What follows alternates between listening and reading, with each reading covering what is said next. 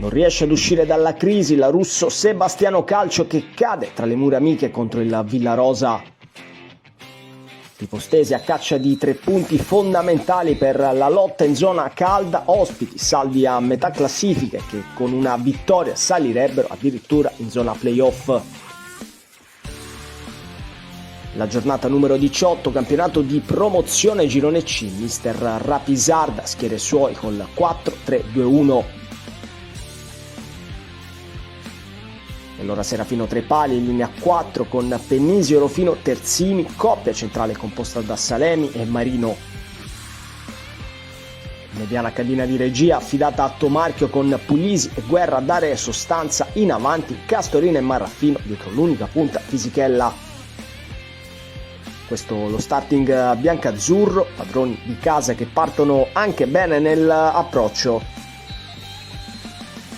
La prima chance infatti dopo 2 minuti, giocatona di Fisichella sulla destra, servizio per Castorina che può metterla al centro, non ci arriva Marraffino di testa, sul secondo palo c'è Puglisi, stop e tiro del centrocampista, Secco blocca e la tiene lì. Minuto 20 è già un minuto chiave, Puglisi in orizzontale, break del Villarosa in mezzo al campo, difesa RSC messa malissimo, imbucata per Perry che tutto solo davanti a Serafino non perdona e fa 0-1. La sbloccano così gli ospiti, la firma di Filippo Perry, ma grave errore in impostazione dei padroni di casa.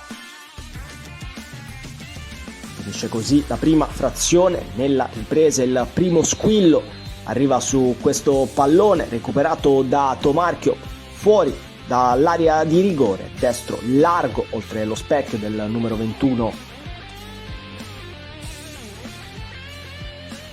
A metà tempo Castorina prova a sgusciare via in mezzo al traffico centralmente, traccia per il taglio di Fisichella in area, stop e tiro addosso a Sienco, in uscita si salva il Villarosa. La chance più grande però arriva all'83esimo, Salemi sul secondo palo, sull'angolo di Castorina, non trova lo specchio. E sarà di fatto questo l'ultimo frame di questa sfida che termina così, triplice fischio al Luigi Averna di Torre Archirafi, cade la RSC che tornerà in campo settimana prossima contro il San Pietro.